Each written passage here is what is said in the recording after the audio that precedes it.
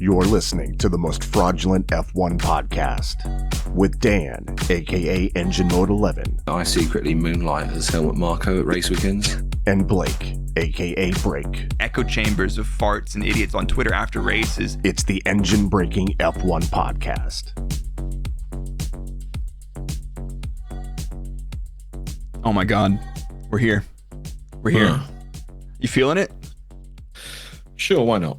Welcome to the EngineBraking Podcast. My name is Blake. I am joined by Dan, aka Engine Mode 11, two former Formula One engineers talking trash about Formula One every week for you.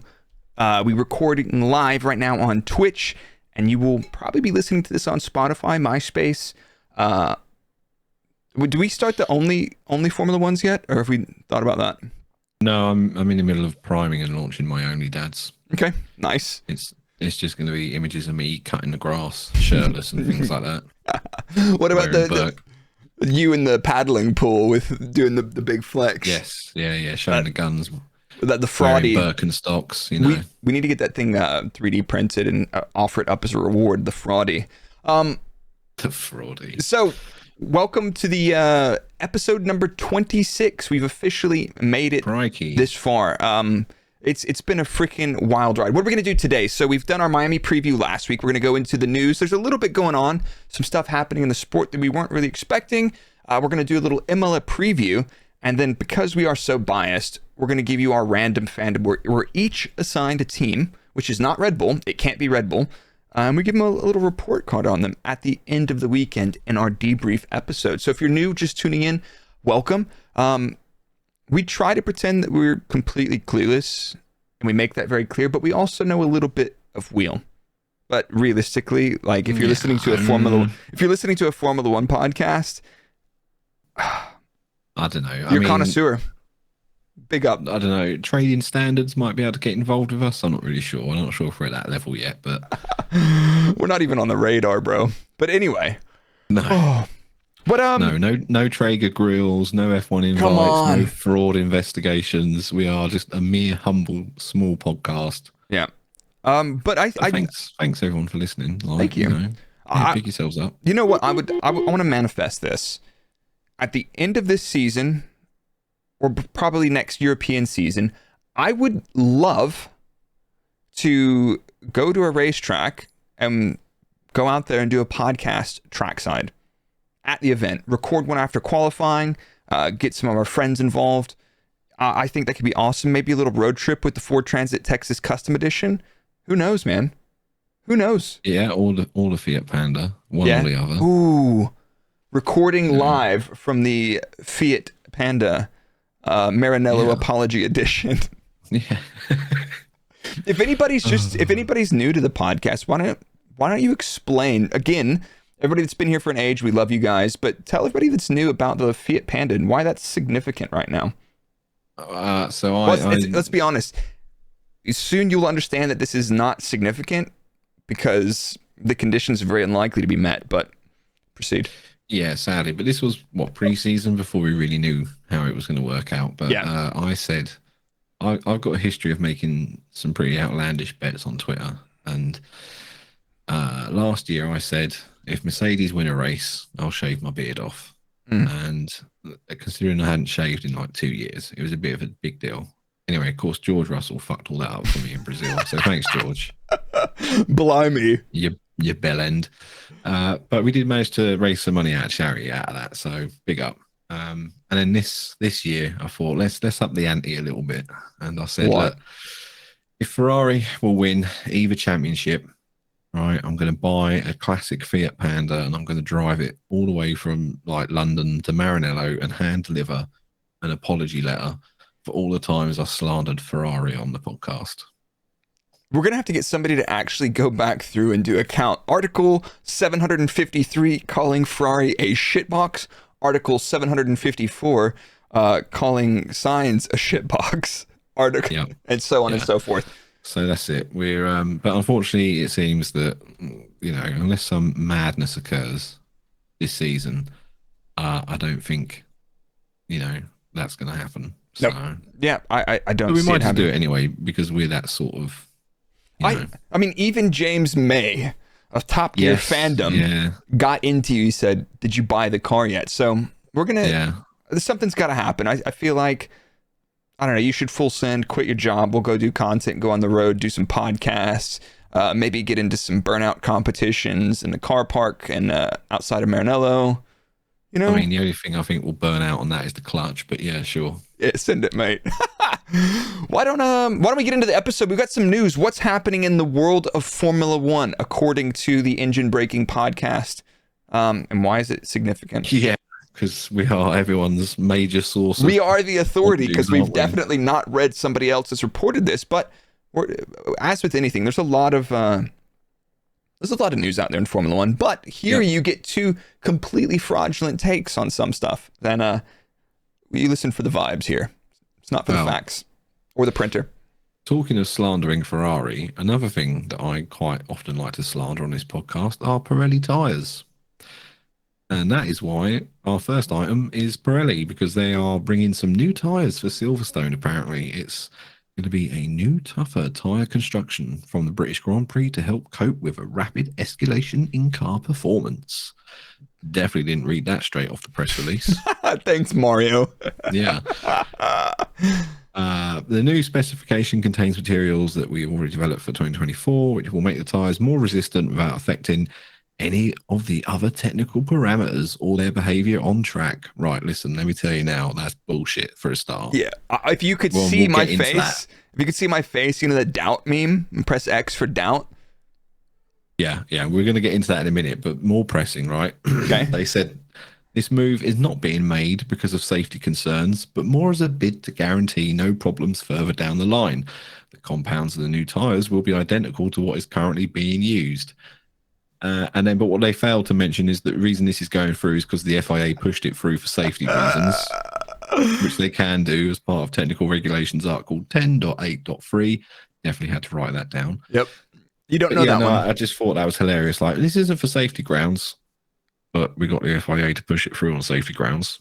And so GG's for that one. And all the teams are going to get to test it in FP1 and FP2 at the Spanish Grand Prix. I think they're getting 2 sets of tyres to test out with. Yeah.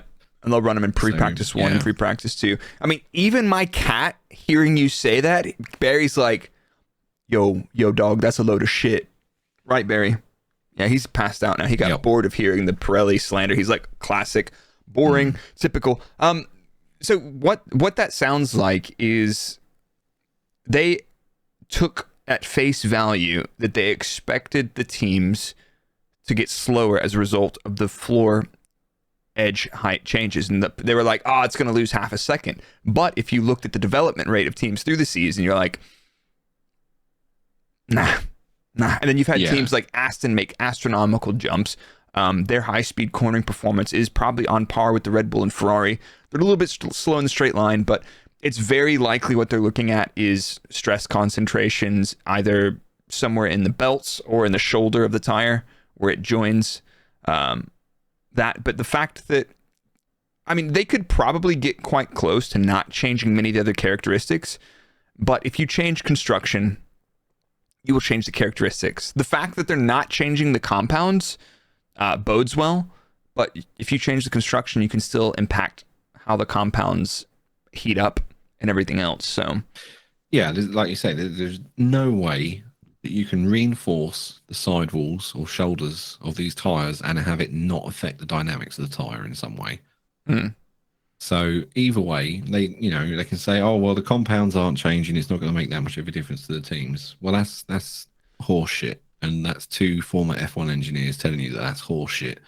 It's going to change a lot of things. They're going to have to remake all their tire models, the teams, that is. But to be fair, though, I will say if it's not a massive change, it could be tweaks. It could be anywhere between tweaks or a shuffle. And at the end of the day, fuck it. Send it, right? Like, it's one of those things, like, remember, like back in the day when they're like, right, there was the whole thing about front rear interconnected suspensions, or the pro pitch system, which basically linked the front and rear axles and heave. People were like, there were a lot of teams when they're lobbying, they're like, yeah, Mercedes front rear interconnected or frick is better than everybody else. If we get it banned, they'll go slower. Never happened. It never happened. Everybody lost roughly the same amount of performance, and you couldn't tell that one team gained or lost out more. And if you change the entire tire specification because Ferrari kind of didn't put enough margin, their safety factor for in-season development, because when's the last time a Formula One car got faster over the course of a season? Every fucking year? Except for Mercedes last year. I reckon the W13 got quicker as the year went on. Well, they were kind of like 0.5% off the whole season, so they get closer. The maths. I'll take your word for it. They did get closer to a couple events, and they had some really shit ones in there. But yeah, like a lot of teams found a fair chunk of performance, and to be like, they said they're going to change the floor, they will never figure out these aerodynamics. Ha ha ha! They did. Done. Test day one. Done. Thanks. Yeah, exactly. What else you got for us? Yeah, exactly. Go on, Mario. But you know what? It's a sole tire supplier. If it prevents catastrophic failures, fine. Send it. Yeah, whatever. And if it shakes up the order, send it. I want it to happen. I want chaos. I started this section with Pirelli slander, right? But hear me out. I'm actually going to back him up now. All right, go on, big man. It cannot be easy to fucking pander to FOM and their. Oh, you have to make a tire, but it can only last this amount. It has to be like really, performance characteristics have to be through the roof. Oh, but it can only last a certain amount of laps. And like, as a tire manufacturer, you're like, okay, so I've got to make a really good tire, but it needs to purposely be shit after a certain amount of time, sort of thing. It's just like, I don't envy them for the task they're having to do. No, and you couldn't really do that with a tire war. Imagine you had a tire war, right? And they're like, right, everybody, we need to have a 2-stop race because the hardest compound that you bring is too shit. And they're like, nah, mate, we're 1-stopping this shit. You guys on a 2-stop are going to get absolutely clapped. But yeah, that's fair enough. Yeah, so I don't envy them, but hey, I'm going to fucking slander you anyway. Send it. Well, maybe we could do some hand-delivered letters to Pirelli as well. Fuck that. Where are Pirelli based? They've got a UK factory somewhere. I drove past it once. Probably for the road tires, but still, that'll do. That'll do. What do we got next on the news agenda? I heard something about a team principal and his old driver. What can you tell me about that? Yeah, Toto Wolff and Valtteri Bottas are linking up again. But don't panic, everyone. George Russell isn't getting kicked out of Mercedes. Are they starting a bowling team? Maybe, with Bottas's track record. Yeah, blimey. Yeah, Budapest PTSD kicked in there. Oh, yeah. No, so Toto Wolff used to be Bottas's manager, and he was quite key in his rise through the motorsport ranks and got him the drive at Williams. But once he joined Mercedes, Wolff stepped away because it was like a conflict of interest, which makes sense. But now that he's driving for another team, it's not a conflict of interest. Valtteri, it's Toto. Red button. Yeah, I'm back, baby. Red button, -5 laps. Thank you. Valtteri, I'm back, baby. So yeah, Toto Wolff and Valtteri Bottas are hooking up again. And he recently confirmed that on F1's Beyond the Grid podcast. I'm sure it's not as fucking good as our podcast, I'm just saying. And his intentions are to remain at Alpha for when the team rebrands to Audi in 2026. So there, we'll have to wait and see. Sign with me if you want to live. Sign with me if you want to drive, Valtteri. Oh my God, miss you, big man in the Twitch chat coming in clutch with that one. And that's one of the best parts about being live on these recordings is you get to catch all this stuff firsthand. You don't hear it tomorrow. You can be there live. You can be like, I was there. So if you haven't tuned into the Twitch stream on Brrrake with 3 R's on Twitch, and yeah. But so that's nutty, man. What do you think? Are you happy with the Toto thing? I'm managing Valtteri. Yeah, it or seems my all right. impersonations of him. Yeah. I'm not happy with my impersonations of him. No. I think that's shocking, and we are losing subscribers as we speak. No. I don't care if he manages Bottas. Why not? Fucking no. Exactly. We've got some turmoil happening in our favorite French team, don't we? Turmoil. That's putting it lightly. They've wheeled the full-on fucking French Revolution going on over here. Have they wheeled the guillotine out to the street now? They are painting the walls red, mate, and they are wheeling them guillotines out. Whoa! Whoa! So, if you missed this, go check it out because it's a fucking blinder. So the Alpine, sorry, I messed that up. Alpine CEO Laurent Rossi did an interview recently, and well, I'm just going to read you this quote, right? I'm not going to do any accents, so don't worry. We had a team that, because I can't do a French accent. I can barely. The only one I can do is Toto. That's it. I can't do any other accent. Just barely. Yeah. Come on. I can do George Russell. Blimey. Yeah, but Mr. England. Oh, fucking hell. Each fucking year, each episode, sorry, I'll say we're going to be more professional, and it just never fucking works. Mate. 26 episodes in, and we are just as shit as we were on episode 1. It's not like, but like, come on. If we went full corporate on this stuff, I would expect each and every one of you to leave. Sellouts. Yeah, to never listen to our podcast again. Go on a rampage on Twitter. Tell all of your friends. Tell all of your Charles Leclerc stan accounts to absolutely blackmail us, review bomb us, stick us in the mud. But you guys are here for the bullshit. Tell your nan, tell your butcher. Yeah, you guys are here for the bullshit. Sorry. Anyway, 4 minutes later, I'll now give you this Laurent Rossi statement. So we had a team that performed reasonably well last year. Got the 4th position, which is the best improvement we had in a long time. It showed a lot of promise. It's more or less the same people, so I don't accept that we are not capable of maintaining that. Yes, it is Otmar and the rest of his team, as Otmar alone doesn't do everything, but the buck stops with Otmar. Let's right. Go on. Taking bets on how long Otmar's got left. But like, I think Otmar's was fucking good. I mean, he kept Force India alive through all of the shit. Not, like when they didn't have cash, when VJ was having trouble, when Sahara was having trouble. Otmar, being the way that he is, kept that thing going and kept it on track. He doesn't fuck around. And to place blame on him, let's put this in context, right? They are currently tied with McLaren with 14 points.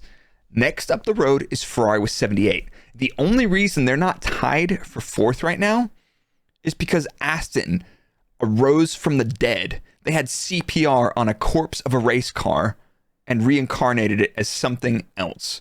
But and Who left Aston Martin and then joined Alpine? Why am I drawing a blank? Otmar. Oof. Otmar was at Aston, wasn't he? Come on. Yeah, okay. I thought I was thinking other than him, who? But like let's put it this way.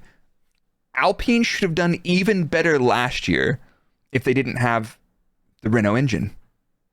Which ironically is now bulletproof. Yeah, which is well they I don't think they've had any DNFs from an engine issue. If not, they're not particularly noteworthy. I've completely forgotten them for some other reason. But I don't know. Like, they're having a lot of operational issues. So like Esteban Ocon did his, I'm going to get all my years worth of penalties in one race. Was it Australia? He did that.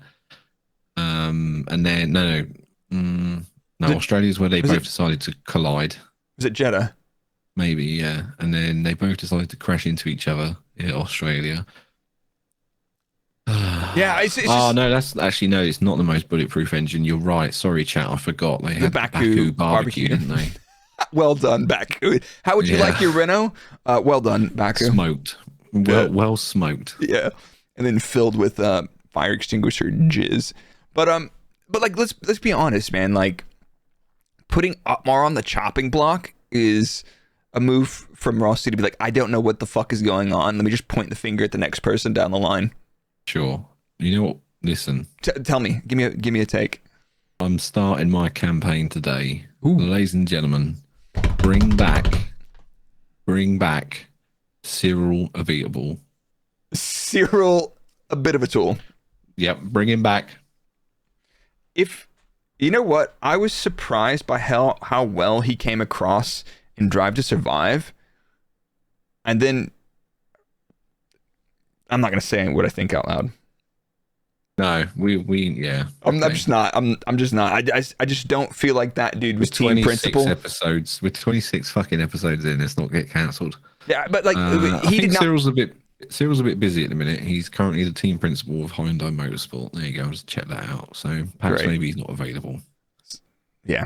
I don't know. I feel like he was really good at banter with Christian Horner, but that doesn't mean you're a good team principal. But that stuff was fucking fun. Yeah. It's like seeing your two mates get back together again. It's like, this isn't going to work, but I do miss them days. Yeah, exactly. Oh, Jesus. Right. Formula One calendar in 2024. We've had a lot of criticism of this calendar, and it sounds like they might be making some changes. Question? Question? Yeah. Well, we think we've seen Stefano say that when they need to logically move shit around, right, to make more sense. Otherwise, all this other stuff is just greenwashing, isn't it? Yeah, basically, yeah. So they don't fly around opposite ends of the fucking world like in 3 weeks. But so they're starting to regionalize the calendar, I believe, is the official PR speak for it. And there's a possibility we might get a change of order for the first quarter of the season next year. Order. Yes, that's a beautiful impersonation, Stefano. Well done. Sounds like my court judge. Order. Dan, you will pay the parking fine. Dan, stop fucking mowing your lawn in just your boxer shorts. No one's paying to see that on Twitter. Yet. So yeah, regionalizing the calendar. But the reason why they can't do too much is because a lot of the existing contracts have locked in certain dates and things like that, which I get. That makes sense. Because they also said that South Africa is not ruled out yet for 2024. There's still a possibility. But if we get that, Spa goes. That seems to be the consensus, that for some reason you can have one but not both. That is bullshit. I call bullshit on that. Well, there you have it, Stefano. Blake wants to have it out of you in the new F1 Creator Space boxing match. I'll just knock him out with the elbow. I'm like, what? I missed. Well done. I don't know. How tall are you? 5'10". You're not 5'10". Are you really 5'10"? I got a measuring tape. Yep. Fucking hell, chat. If he's 5'10", I'm fucking 7 foot. I'll tell you that. He's a fucking goddamn giant. Fucking 5'10" in heels, more like. But how tall's Stefano? I'm just weighing it up so I know which side to put my money on. He's got old dude energy though, doesn't he? He's been around. Dude energy, yeah, maybe. Yeah. Okay. I don't know. We'll see. I don't know. So I'll give it to you. I'll rate you over Stefano. I'm scrappy, man. I need to get on the cardio a little bit, but I can fight. I can fight. I don't have any self-preservation. That's why I should never ride a mountain bike ever again. Yeah, it seems to be a recurring theme for Red Bull employed people, doesn't it? Really, stay away from mountain bikes, otherwise you're really going to fuck yourself up. Yeah, the number of collarbones and backs that have been broken before or after work in the mountain bikes. I was like, whoa. But here's the interesting thing, like regionalizing. Imagine you did this properly, like in terms of making it make sense. You would go for a North American tour, or even would you go Canada, Miami, Austin, Vegas, Mexico, Brazil? Would you do that? Because then you would be you'd be gone for 2 months or more. Yeah, I think, was there not a thing where Miami and Vegas basically, I might have been making this up. So they're going to cannibalize themselves if they're both back to back. Yeah, I thought they basically said, no, we can't be back to back because it's going to basically completely fuck our bottom lines up. Well, it sounds like the Miami Grand Prix bottom line wasn't doing too great, at least from ticket sales, because they were trying to flog them last minute, which we've discussed every episode for the past month. Guess what landed in my inbox the other day? Imola tickets, €150 off. Seems to be a recurring theme at the moment. You know what? I reckon going to Imola would be a huge W. Imola or Budapest, or Spa or Austria. So I'm gonna go to one. If you're listening, Formula One teams, we can be professional. Call us. Blake can be professional. I'm not gonna hide. You know, we don't. You don't need to. We don't need to. You can be yourself here, Dan. This is a safe space. Sit around and fucking moan like an old man and be like, "Oh, this is crap. This is shit." And I'm not going to hawk any of your products, right? I'm not going to sell out. Yeah, you will. If the money's right, everyone's got a price. Should we do our mid-roll? No, we'll do it after our news. Speaking of selling out. But anyway, NordVPN. No, yeah, we'll do that in a bit. But yeah. So what's up? What's been up with you, man? Because like we've both kind of caught the iRacing bug, and you have entered the engine braking team and the braking engine. What's the third car called? Because you guys now have 3 cars in for the Le Mans 24, which you did the prologue this weekend on Engine Mode 11 on Twitch. Yeah. Tell us about it. What happened? If anyone listening is a psychiatrist or something, I'm sure there's a word for this, but whenever I do something, I basically fucking go all in on it, and there's no fucking, I don't let up on it. So basically I started iRacing 3 weeks ago, and have already, like you say, entered a team into a fucking 24-hour endurance event. We did the prologue, which was like 2.4 hours, which translates to 2.5 hours near enough. And somehow we shithoused P1, with one of the teams. I say teams, but it was actually one guy running the whole fucking thing solo. So you know who you are, big yourself up. And go on, lad. I did it with Dimitris, who is the car and driver editor for the Greek section of their website. Hell yeah, dude. Like the most random fucking collab. We did P5. We got P5. Nice and clean, you know, we got there in the end. Yeah, Norshi, there you are. Well, he's our solo fucking mentalist. Let's go. And our third car, sadly, we had a bit of an incident with it. It got some crash damage, so I think it was like P10 or something. But how many entries did you have in your class? How did it work out? 20 odd, I think. Oh fuck! So you guys were well in the mix. Yeah, I think we got P5 purely because we were okay in terms of pace, and we somehow managed to keep it on track the entire time. So. Yeah, no black flags, no track limits stuff. Yeah. No. What's the number of penalties that you can get before a DQ, before you get disqualified in a 24-hour? In the regular, in the 24-hour, they don't do it like that. You get 30, then you have to do a drive-through. Okay. So I'm not sure what it is for a DQ. Right. Okay. So 30 penalty points, then 30 okay. X's, and then that's it. That's easy. You got a drive-through. But yes, so we entered. I put a call out on Twitter saying, "Hey, look, I've been invited to do a 24-hour. Does anyone want to join me?" And I got so much interest, I've ended up having to do 3 teams. So I've got team engine braking. And then when I needed to make the second team, I thought, here's a really good one. I'm going to piss off all the commentators. So we did team braking engine and literally just inverted the colours on the livery. Right. Now that's good. Classic you. What'd you do with the third car? I lost all my my creativity, and I just put team engine braking too. God, you suck. Yeah. So well done for me. But that's happening on the 27th of May, and I'll be streaming it on my Twitch. So twitch.tv/enginemode11. That's Monaco Saturday, isn't it? You'll be live all day.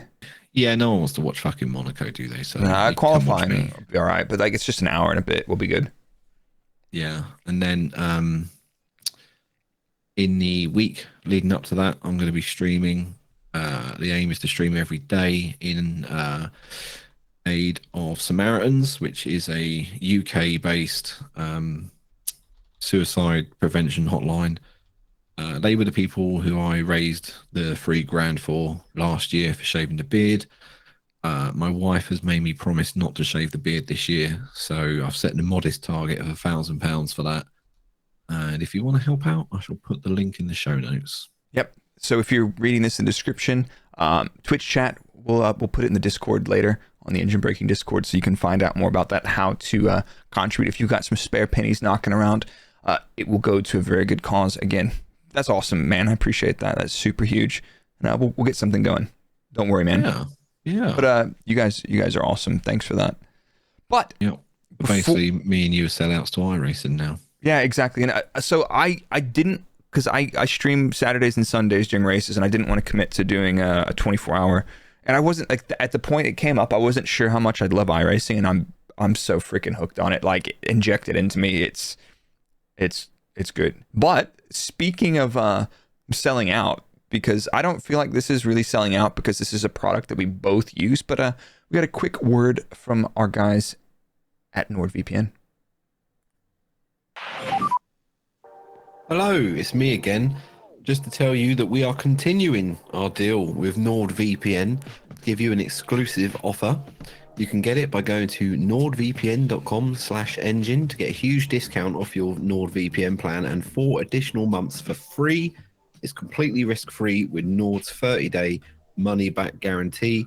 They have a super simple app that you can use on your phone, your tablet, your PC, and it's something that I've used myself for years, and I've been completely happy with it the entire time.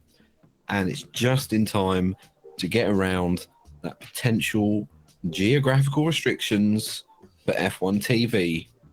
Obviously, I can't say you should do that because that's probably illegal, but So yeah, go to nordvpn.com/engine so me and Blake can feed our families. Thank you.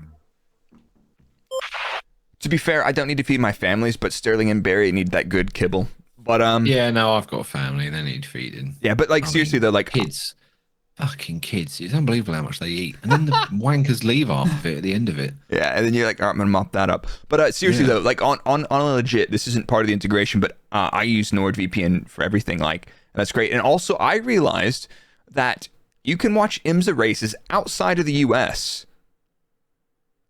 I didn't know everywhere. This. Yeah, I saw you talking about this on Twitter. Yeah, I didn't realize that. Like, and that's how much in the Formula One Hall I am. I didn't realize you could watch all the American sports car greatness outside of the US, free to view. But if you're in the US, God forbid you go use EngineBraking and NordVPN.com/engine.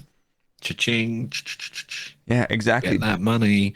But like you say, I used it long before they paid us to say it. So yeah, exactly. And I would not hawk something to you that I don't use myself. Yeah, and that was kind of my thing. We've had other offers, haven't we? And we basically told them to fuck off because we think their product is shite. We had a couple people reach out and they're like, "Yeah, we'll give you nothing and we'll see how it goes." I'm like, "Listen, we're good. We're good. We're really good."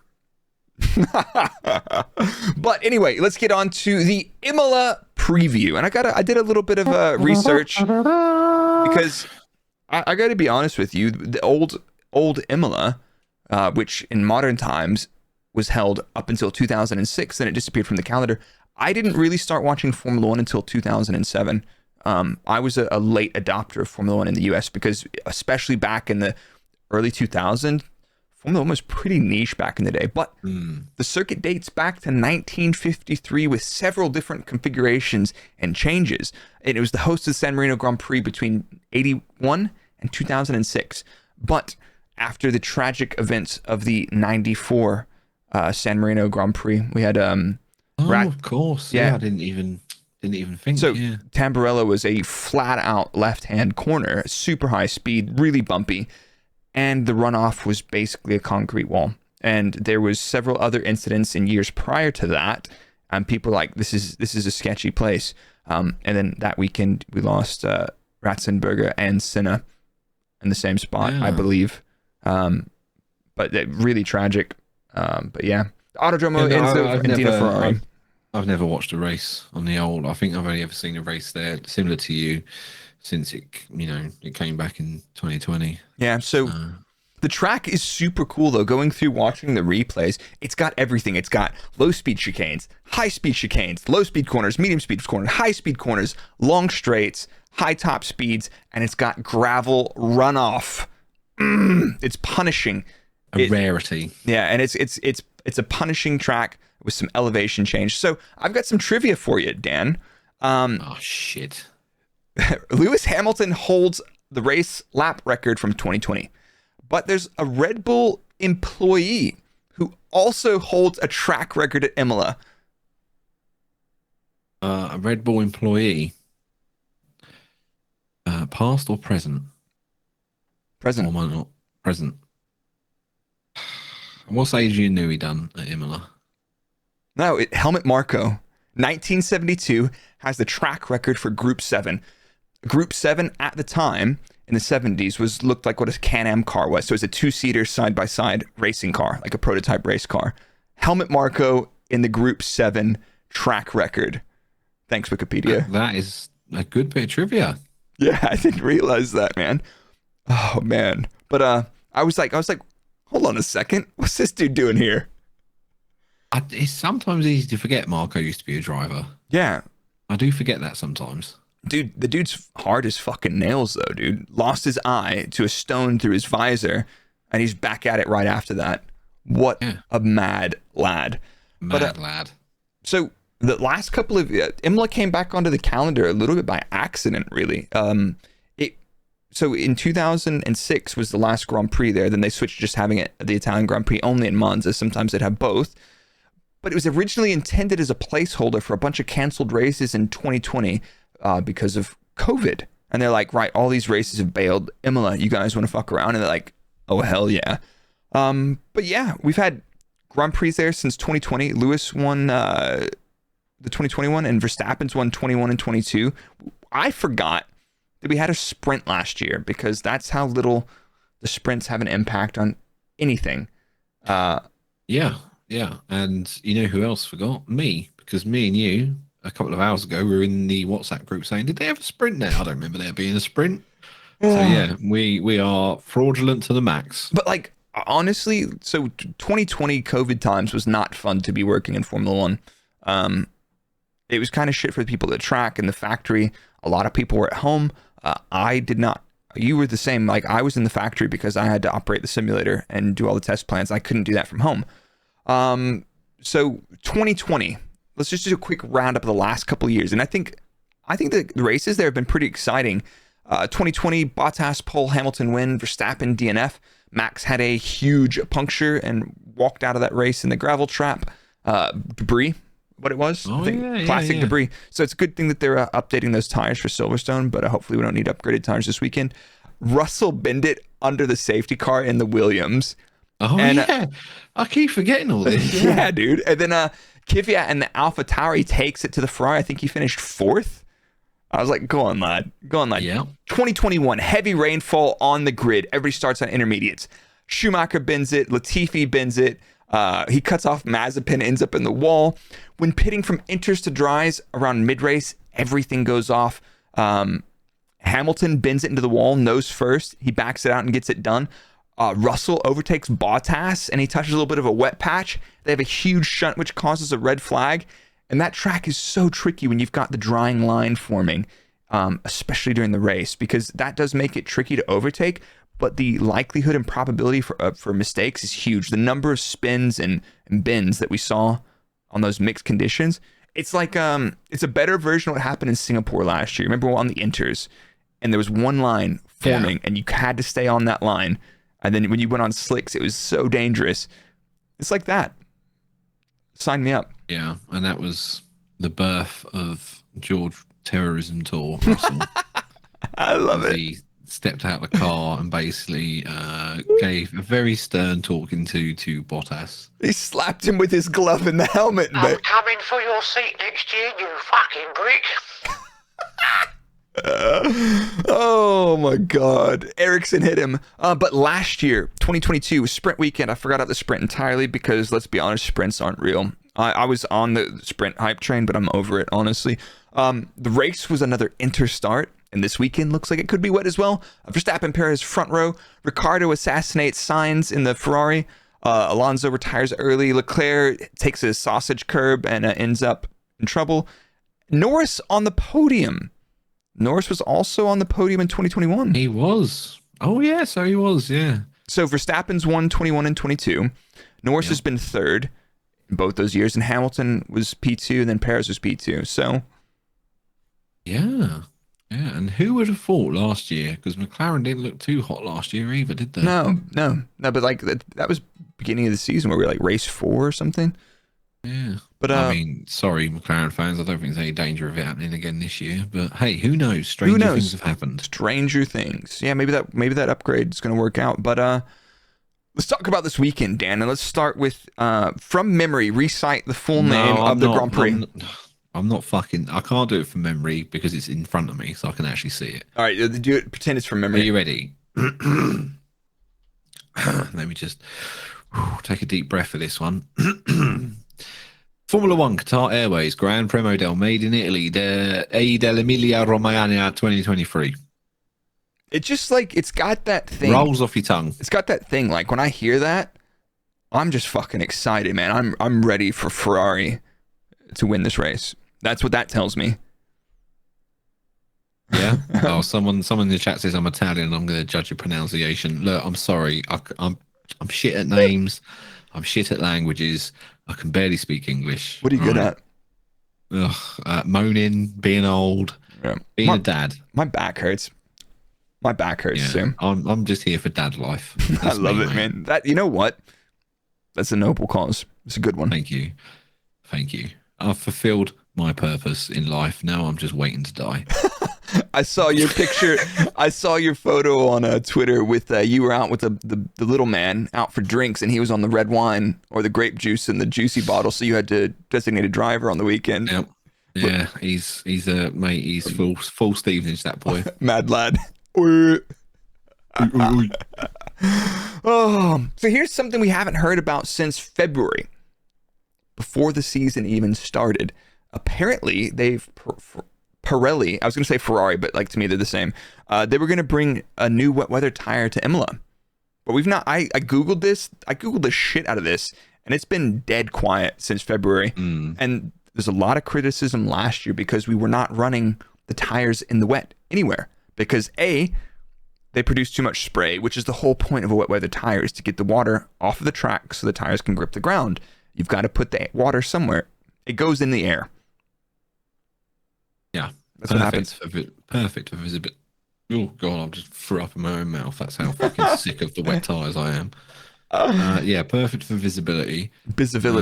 Who would have thought that when you put massive giant wheels on and ground effect aero that you may just fucking kick up a load of fucking spray? Who would have thought? Yeah. So I don't know. I think they just need to figure out when they can run it. If there's huge water, that's a track issue and they need to sort rivers like that. If they can, sometimes they can't. Other than that, the drivers have to take margin in the spray. That's it. Like we should have wet tires that work. But we've had a sprint weekend. They made some changes to that. But this weekend, Dan, which you've pointed out, which I completely lost track of, just like the fact that we're supposed to have new tires this weekend. We're trying a new qualifying format this weekend. Yeah, boy. Let's talk about it. Let's talk about it. And I think I mentioned this. Was it with Tomo when we were talking about how to improve the sprint qualifying? Because they did in Baku, the sprint qualifying was mandatory medium, soft. Yeah. Well, I also totally forgot they were bringing this in because now it is mandatory Q1 hard tires for everyone. If you get through to Q2, congratulations. It's mandatory mediums. And congratulations if you make it into the top 10. You're now mandatory running soft tires. I love that. The 18, 15, 12-minute segments of qualifying remain unchanged. But here's a fun one. You know how we're all sick and tired of one-stop races? Mm-hmm.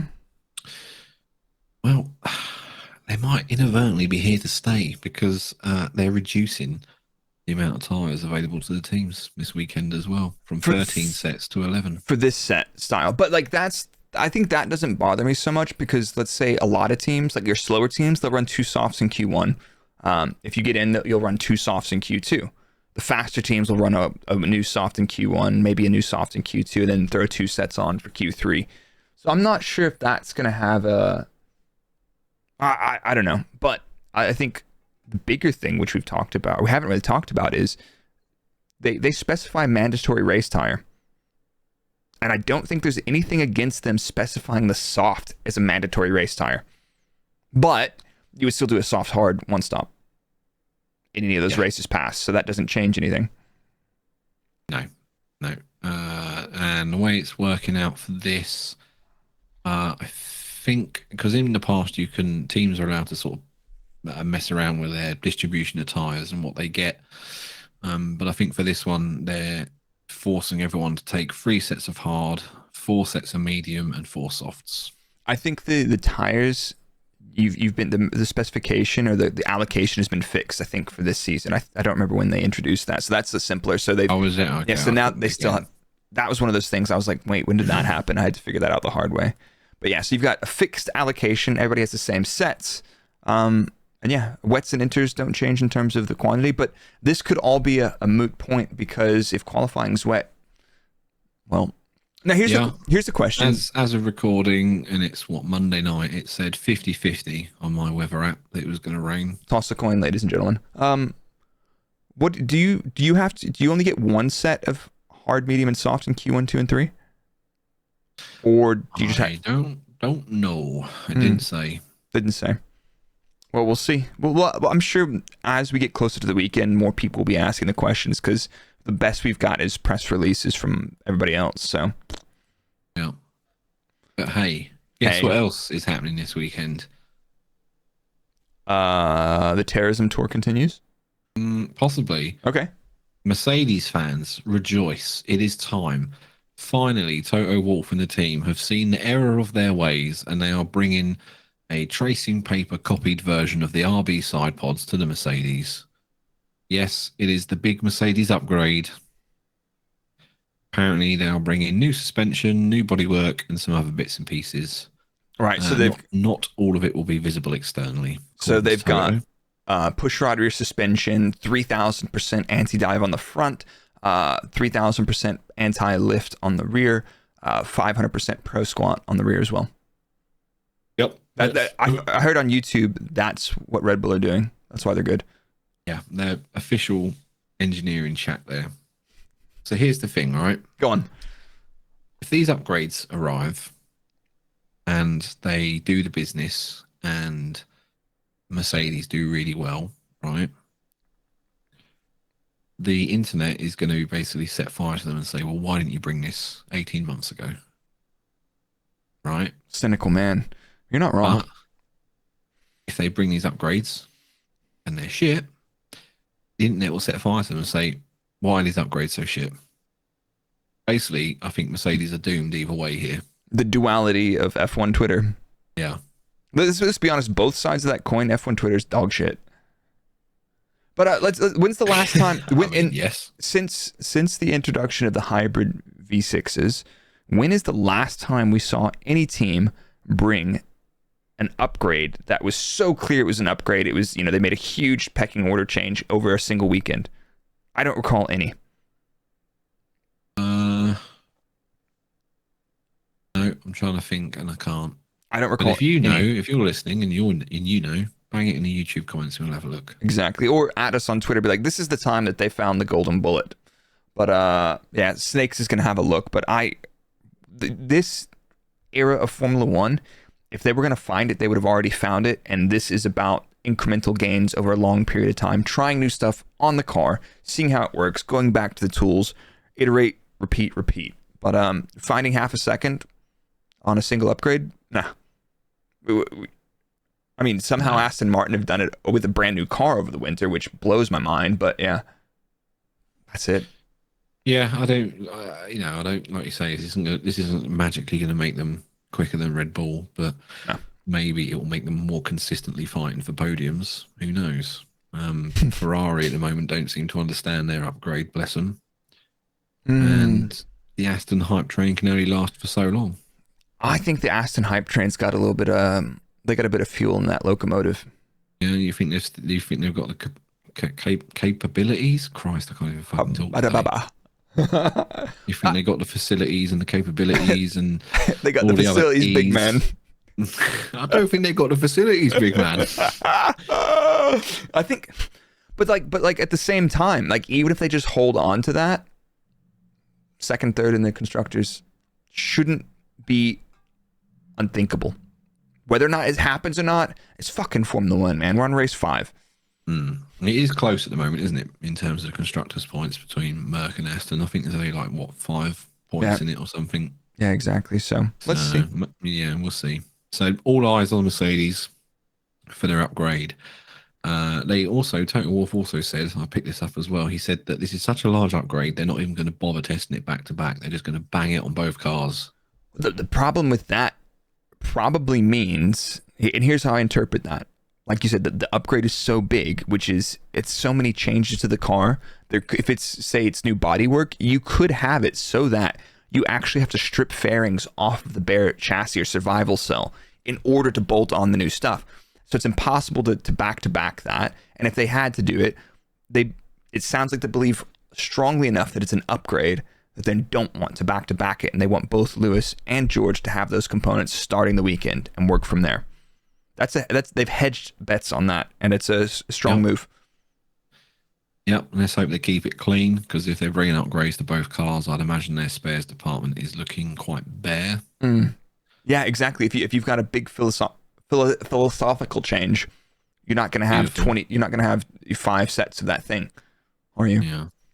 Yeah. Cost cap. They're spinning some tokens right now, man. And I hope they do find a reasonable chunk, because then we can see them even closer more often. I just don't see anybody catching Red Bull this season. It's just no. I think the gains they have made this early in the season, it's going to carry them all the way through to the end, even when this what do you call it? ATR restriction hits them. Yes, thank you. Yeah, when they kick in, if other teams catch up, I just don't think it'll be enough. Yeah, exactly. And that is the problem with the cost cap. Once a team is dominant, it's very difficult for any other team to spend to catch up. Yeah, and I feel like the ATR, so if you're not familiar with it, the further up you finish in the Constructors' Championship, the less aero development time that you get. So ATR is aero test restriction. Red Bull have 60%, or is it 70%? And then they've got a penalty of 10% on top of that. So, the baseline, and then the really slow teams will get like 120 or 140% of baseline. Yep. But that's the kind of thing, like, after that is judged at the end of the season, that adjusts your budget for the next year in terms of development time. You're not going to see it till the end of the season when people have already burned all their tokens. And let's see, Red Bull have pulled one out. Aston Martin have pulled a strong one, and Ferrari, they've got good 1-lap pace, but their race pace is horrible. And we could talk about that another time. But why don't we vibe out and give our predictions for the race weekend? We've got qualifying and podium. So we do top 5 in qualifying. Dan, speak to me. Right, I'll type them out as you go. I'll type them as you go. I'm going to do this. Okay, you type it as I go. Completely off the top of my head, because I didn't pre-prepare these. No, but the vibes are better. The vibes are more potent this way. I think Charles is going to, the quality merchant is going to do it again. I think Verstappen, classic circuit. Wing. I think the Mercedes upgrades might make them cook. Let's stick Hamilton P3. Bias. Let's put Sainz bias B4. I don't give a shit. Sue me. Who am I missing? Leclerc, Verstappen, Hamilton, Sainz, Perez. Okay, Perez only P5. So you, based on that, so there's a little bit of you sprinkle a bit of hopium on that the that the upgrade's going to work and get them in the mix. I could see realistically in terms of single lap pace, the Leclerc. But yeah. And we'll pick these apart next week, right? Apparently, Aston have upgrades as well, but I'm going. I think a lot of the teams will, because it's the first European. Yeah, no, that's fair. Track, isn't it? So. Yeah, so I'm gonna leave Aston out this weekend, but I think I will regret that, honestly. But I'm going Verstappen, Perez, Leclerc. No, I've got Alonso there, P4, and Hamilton. So that's mine. I don't have Sainz in mine, and you don't have Alonso in yours, but otherwise fairly similar. We're on the same page. Podium, top 3. Well, I can see your podium predictions, and it's so fucking predictable. You've basically gone for the magnolia wall color choice of predictions, right? It's a safe bet. Everyone loves it. So here we go. down to me, ladies and gentlemen, to Go on, put it right out there. Can we get some Vuvuzela horn real quick? I don't have that. I got. Okay, that's fine. And I got. Yeah, that one. That one. Sorry, that's the one I wanted. Yeah. So Alonso's going to win. Ooh, let's go. Nice. And then it's going to be Verstappen. Okay. And then let's shithouse. Put Norris on there. No fucking way. 3 years in a row. Yeah, 3 the years holy in a row. Trifecta. Yeah. Oh. Yeah. Why don't you introduce our next segment? Before you do that though, I think so. You've got basically maybe Alonso having a shit quali. Maybe it's wet and he doesn't get it together, and then he storms through the fucking field and maybe gets a lucky safety car and comes out and absolutely shit houses a dub. Yeah. Fuck yeah. I honestly. You believe in it, yeah? No, I would just be fucking excited. I would be full hype for that. If that happened, could be an all-time classic, maybe. Yeah. Imola, why not? Classic track, classic race. Classic driver. Yeah. Beautiful. Anyway, is it time for what I think it's time for? Oh, yes.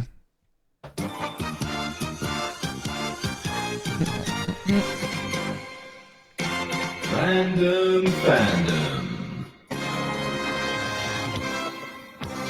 Oh, boom. Hey there, ladies and gentlemen. Because I totally forgot to load my random picker, would you like to just quickly explain what this is while I do that? Yeah, so basically we got accused of being way too Red Bull biased. So every weekend we're going to spend a little bit more time focusing on a random team every week, and we're going to give you a little report card on them and tell you how they did. We will pay extra attention while we're consuming the weekend's content and make notes about their performances, the highs, the lows, and offer encouraging words. How's that? Sure, why not? Yeah, that was good enough for me.